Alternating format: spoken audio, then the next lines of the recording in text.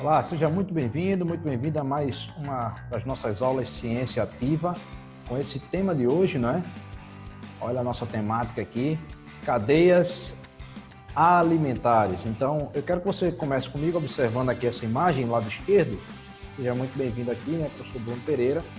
E nós iremos observar essa imagem aqui. Vejam que nessa imagem nós temos aqui vários seres vivos, né, que estão próximos uns dos outros.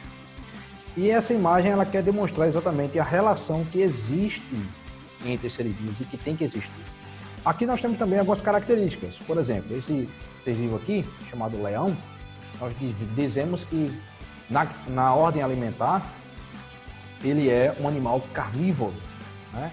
Dizemos também que esse animal aqui, que é a girafa, ele na cadeia alimentar ele é um animal herbívoro.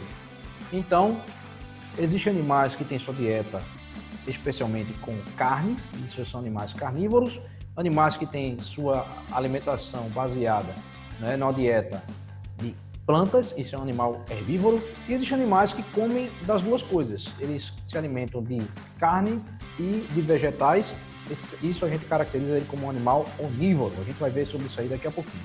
Então, vamos prestar atenção aqui, falando um pouquinho sobre as características comuns nos seres vivos. Temos aqui 3 características especiais. Uma falando sobre o ciclo da vida, o ser vivo ele nasce, ele cresce, ele pode se reproduzir ou não, ele morre. Né? Uma outra característica é um animal formado por estruturas, né, chamada de células. Os seres vivos eles são formados por essas estruturas. Observa aqui no lado esquerdo, aqui eu tenho uma célula animal e aqui eu tenho uma célula vegetal. Elas são diferentes, né, entre si. De acordo com o ser vivo, a gente não vai entrar em detalhes porque isso não é o propósito maior da aula, mas para dizer que o ser vivo ele é formado também por célula. Na verdade, todo ser vivo é formado por célula, é uma característica. Tá? Uma outra característica é que eles necessitam de alimentos, né, de respiração para poder sobreviver. Então, são características que nós encontramos nos seres vivos, tá bom? Então, o ciclo da vida, a formação de todo ser vivo é formado por célula, que é a menor unidade do ser vivo, especialmente também tratando-se de nós seres humanos, também fazemos parte dessa categoria, né, de ser vivo. E, por fim, também nós necessitamos de nos alimentar. É sobre isso que a gente vai falar um pouquinho nessa aula de hoje. Então, vamos em frente? Eu quero que você fique ligadinho comigo aqui nesse slide, que ele vai falar exatamente, né, sobre alguns pontos importantes e especiais. Veja, aqui abaixo nós temos, né, aqui no lado esquerdo, a gente vai falar sobre os micro-organismos. Quando você fala sobre micro, você fala sobre pequeno. Macro é grande, micro é pequeno. Então, o que são micro-organismos? São seres vivos pequenos que só podem ser enxergados, só podem ser vistos por nossos olhos, através de uma ferramenta chamada microscópio, a maioria deles. Olha o microscópio aqui ao lado, tá? Microscópio, micro-organismo, veja, para exatamente a gente poder observar organismos pequenos que não podem ser vistos ao olho nu. Temos como exemplo de micro-organismo o vírus, a bactéria, fungo e o protozoário.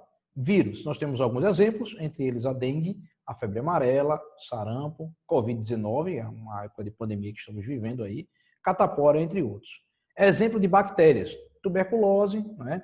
A cólera, são doenças que são causadas por bactérias, né?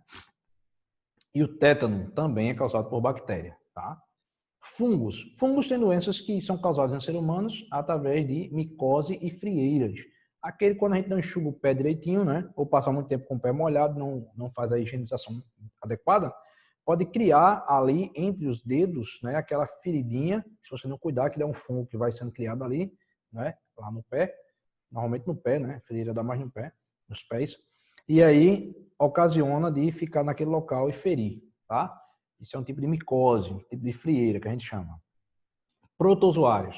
Um dos exemplos é doença de Chagas. Normalmente, alguns vírus e protozoários eles têm hospedeiros. Quem são esses?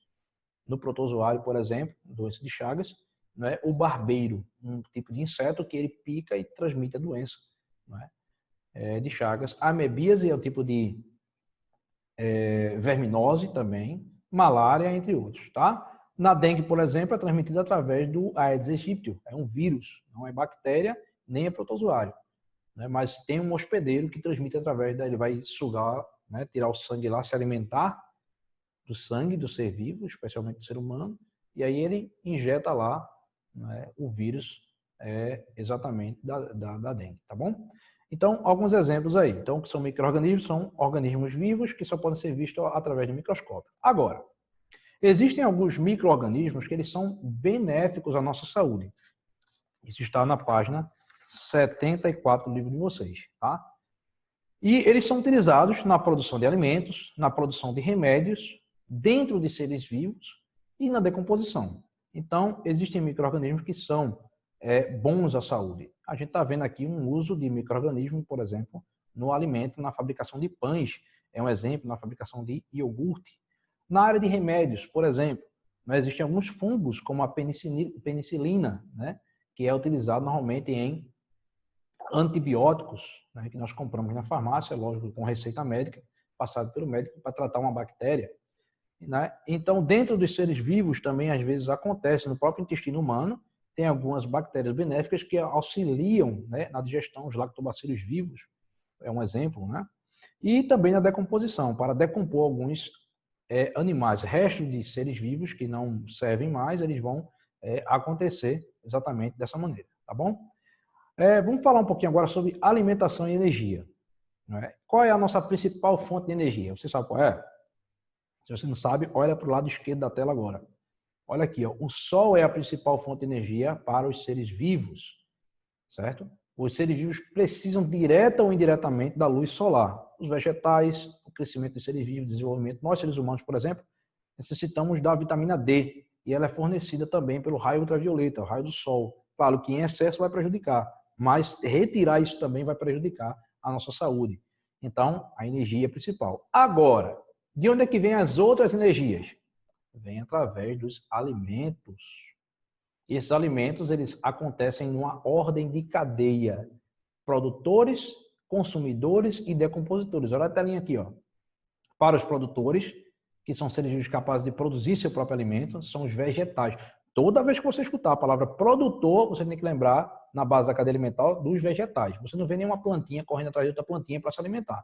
Você vê ela produzindo o seu próprio alimento. Isso é uma característica do ser vivo, dos vegetais, tá? Consumidores são seres vivos que não produzem seu próprio alimento e que eles consomem de outros, eles têm que pegar de outros. No nosso caso, como ser vivo, seres humanos, nós somos onívoros, nós nos alimentamos tanto dos vegetais quanto também dos animais, tá? Aí você tem as três características aqui, que a gente já falou no início da aula, carnívoros, herbívoros e onívoros. E os decompositores, professor? Esses são seres vivos que se alimentam de matéria orgânica, né, e a transformação e transformam a substância, né, que são absorvidas para o ambiente. Então, por exemplo, a folhinha seca, o fruto caiu no chão, lá no solo. Os decompositores irão, os fungos e bactérias irão agir naquela fruta, naquele fruto. Ela vai se decompor ali no solo, vai servir de micro-organismo ali, né, vai servir de humus, deixando aquele solo rico para a plantinha se alimentar daquele solo, né, absorver a nutrição daquele solo também. Tá bom? Isso é um dos exemplos que a gente pode citar aqui rapidamente. Vamos falar agora sobre a cadeia alimentar? Vamos lá? Vamos seguir aqui comigo? Ó, preste atenção. Vou ficar aqui bem pertinho, no lado de cá, tá bom?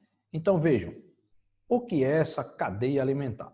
Cadeia alimentar nada mais é do que aqui no quadrinho vermelho aqui, ó, é a relação alimentar entre os seres vivos. É como eles se relacionam para se alimentar, né? E ela pode ocorrer, a cadeia alimentar, em todos os ambientes. Ambiente aquático, ambiente terrestre, né? A energia contida no alimento passa ao ser vivo, né, nessa ordem de produtor, consumidor e decompositor. Vamos ver o exemplo? Observe esse quadrinho aqui, ó. Nesse quadrinho aqui, nós temos o produtor, que é o vegetal, o gafanhoto se alimentando dele, um tipo de pássaro que está se alimentando do inseto, daqui do próprio gafanhoto, né? Aí temos um outro tipo de ave aqui que vai se alimentar dele, e por fim, esse gavião, né, que é o consumidor terciário, primário, secundário e terciário, porque ele é o terceiro, ele morreu, digamos que ninguém se alimentou dele. O que é que vai acontecer? O decompositor, que são os fungos bactérias, representando aqui, né, vai se alimentar daquele alimento, daquele animal, e aí vai fazer com que ele se decomponha, tá bom? Mesma coisa a gente vai ver aqui na ordem aquática, ó.